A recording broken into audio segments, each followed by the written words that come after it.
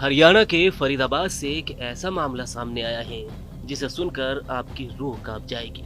शहर में 26 अक्टूबर की शाम वो शाम थी जिसकी कहानी जिसने सुनी वो सहम गया। एक 15 साल की बच्ची जो घर से बाहर ये कहकर निकली थी कि वो थोड़ी देर में वापस आ जाएगी, लेकिन जब वो लौटी तो ऐसा लगा कि जैसे जिंदगी से बहुत दूर चली गई हो। थरथराती टूटी हुई आंखों में डर और होठों पर बस एक शब्द, माँ।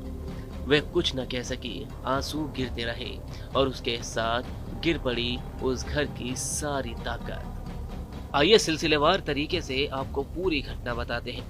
रिपोर्ट्स के मुताबिक मामला 26 अक्टूबर रविवार शाम का है, जब एक नाबालिग छात्रा मोमोज लेने के लिए सेक्टर 18 की मार्केट गई थी। इस दौरान वहां कार सवार 4 युवक आए और उसे जबरन गाड़ी में बैठाकर सुनसान जगह पर ले गए। युवकों ने उसके साथ रेप की वारदात को अंजाम दिया। करीब 10 घंटे तक बंधक बने रहने के बाद छात्रा बदहवास हालत में वहां से निकलकर किसी तरह बचकर भागी और सुबह करीब 4 बजे अपने घर पहुंची। बेहोशी की हालत में छात्रा ने परिजनों को बताया कि उसे कोल्ड ड्रिंक में नशीला पदार्थ मिलाकर पिलाया गया और उसके साथ दुष्कर्म किया गया। हालांकि अभी तक पीड़िता पुलिस के सामने अपने बयान दर्ज नहीं करा पाई है, लेकिन पुलिस का कहना है कि पीड़िता की बहन ने थाने में शिकायत दर्ज कराई है, जिसके बाद पुलिस उसके घर पर गई और पीड़िता से सवाल पूछे गए, लेकिन बच्ची अभी जवाब देने की स्थिति में नहीं है। लेकिन बहन की शिकायत पर पुलिस ने 4 अज्ञात युवकों के खिलाफ पॉक्सो और बीएनएस की धाराओं में मामला दर्ज कर लिया है। इसके अलावा सीसीटीवी फुटेज खंगाले जा रहे हैं, जिससे आरोपियों की गिरफ्तारी की जा सके। पुलिस ने क्या कुछ कहा है वो आखिर में आपको सुनाएंगे, लेकिन ऐसी घटनाओं के बाद सवाल उठता है कि आखिर कब तक इस तरह किसी की मासूमियत मिटाई जाती रहेगी। ये घटना जो फरीदाबाद में घटी है वो सिर्फ एक लड़की की नहीं बल्कि उस समाज की कहानी है जो अपनी बेटियों को सुरक्षा का वादा तो करता है पर सड़क पर उनकी हिफाजत नहीं कर पाता। शाम ढलते ही माँ कहती है कि जल्दी आ जाना, क्योंकि उसे पता है कि सिर्फ अंधेरा आसमान में नहीं इंसानों के दिलों में भी है। खैर, ये इंसान के दिल का अंधेरा कब तक हट पाएगा इसका इंतजार रहेगा। फिलहाल आप डीसीपी सेंट्रल उषा को सुनिए, जिन्होंने इस मामले के बारे में जानकारी दी। देखिए, हमारे पास एक शिकायत आई है 27 तारीख को। हमने उस पर सेक्शन 123, 351, 396 बीएनएस और 6 सेक्शन का /17 पॉक्सो एक्ट इसमें मामला दर्ज किया है और इस पे इन्वेस्टिगेट हम कर रहे हैं। जो पीड़िता है वो 15 साल की बालिका है, स्कूल में पढ़ने वाली है और उसकी किसी लड़के से दोस्ती थी। मोमोज खाने के लिए छठ पूजा वाले दिन गई हुई थी। वहां पर उसने फोन करके बुलाया तो एक लड़के की बजाय 3-4 लड़के गाड़ी में आ गए और बाद का जो इंसिडेंट है कि एक बच्चे ने करा है या 2-3 लड़कों ने करा है उसके साथ जो रेप है, अभी वो बताने की हालत में नहीं है। लेकिन हमने 3-4 लड़कों के खिलाफ, अज्ञात लड़कों के खिलाफ केस दर्ज कर लिया है और इसमें हमने आरोपी को, उसकी गाड़ी को भी आइडेंटिफाई किया है और जल्दी ही हम इसमें अरेस्ट कर लेंगे।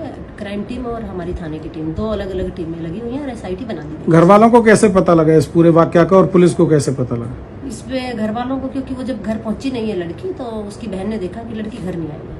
पुलिस को बताया है। पुलिस का जो हमारा एएसआई था उसने जो कॉल डिटेल लेके उस पर काम किया है और जिस पे लड़की ने लास्ट कॉल की हुई थी उस नंबर से टाई अप भी करा है। लेकिन जो मेन आरोपी है वो पुलिस का फोन जाने के बाद छोड़ गया, लेकिन उसने फोन स्विच ऑफ कर लिया। उस पर हम लगे हुए हैं और जल्दी इसको काबू कर लिया जाएगा। कौन सी क्लास की छात्रा है? क्या आरोपी भी छात्र है? इसके बारे में अभी हम पीड़िता की पहचान को डिस्क्लोज नहीं करेंगे और ड्यूरिंग इन्वेस्टिगेशन आप जितने आरोपी हैं, जो आरोपी हैं उसके बारे में डिस्क्लोज करेंगे। आरोपी की उम्र क्या है? लड़की का दोस्त बताया जा रहा है, वो भी नाबालिग है क्या? और जो लड़के जिनके नाम लिखे गए वो क्या उम्र है? अभी नहीं, औरों के अभी नाम हमारे सामने आए नहीं है और जो लेके भी गया है, मेन जो आरोपी है उसको दोस्त ना कहते हैं, मेन जो आरोपी है उसका नाम हमने कॉल डिटेल वगैरह से, जो साइबर एंगल है उससे निकाला है और व्हीकल्स की डिटेल निकाली है।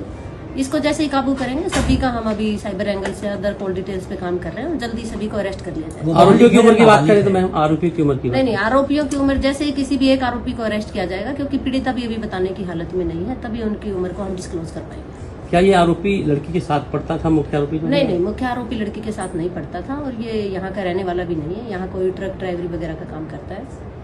26 अक्टूबर की घटना बताई जा रही है। 26 को रात को ये और ये आज 29 तारीख 3 दिन में क्या पुलिस ने किया है? 27 तारीख को हमने केस दर्ज करा है। इसमें लड़की को जैसे ढूंढा भी है उसको और मेडिकल कराया गया है उसका, उसकी बहन के बयान वगैरह लिए गए हैं और आरोपियों की पहचान साइबर एंगल से कल बल्कि हमारी टीम यूपी में रेड पर भी गई हुई थी, जहाँ के भी आरोपियों के एड्रेस वगैरह मिल रहे हैं। बच्ची की हालत अभी कैसी है, कहाँ पर है बच्ची? लड़की की हालत ठीक है, अपने घर पे ही है और जैसे ही उसका साइकोलॉजिकल हमें बयान देने की हालत में आएगी हम उसका क्या बयान। घबराई हुई है बच्ची, अभी बयान देने लायक नहीं है? लड़की ठीक है अभी, लेकिन एग्जैक्ट बताने की हालत में नहीं है, तो हम उसको प्रेशराइज नहीं कर सकते। जैसे ही वो बयान देगी उसमें आगे और केस के बारे में डिस्क्लोज करेगी, उसको इन्वेस्टिगेशन में ऐड कोई किया गाड़ी है। का पता चला, कौन सी गाड़ी में आए थे? गाड़ी ब्लैक कलर की गाड़ी है एग्जैक्ट उसका, क्योंकि नंबर प्लेट ढकी हुई थी तो एग्जैक्ट उसका पता नहीं चला है, लेकिन क्योंकि हमने इसको आरोपियों तक जब उनका नंबर लेके और वहां तक पहुंचे तो उसकी जो मेन आरोपी है उसकी बहन की गाड़ी है, गाड़ी की पहचान हो चुकी है। जो आरोपी हैं वो कहाँ के रहने वाले हैं, इसी के इर्द गिर्द आसपास के हैं? आरोपी यहाँ का रहने वाला नहीं है, आरोपी यूपी का रहने वाला है और जल्दी हम चाहते हैं कि उसको अरेस्ट करके तब अदर डिस्क्लोज। अभी तक किसी गिरफ्तारी नहीं हुई? गिरफ्तारी के लिए 2 टीमें लगी हुई हैं, कल भी हमारी टीम वही थी और जल्दी गिरफ्तार कर ली जाएगी।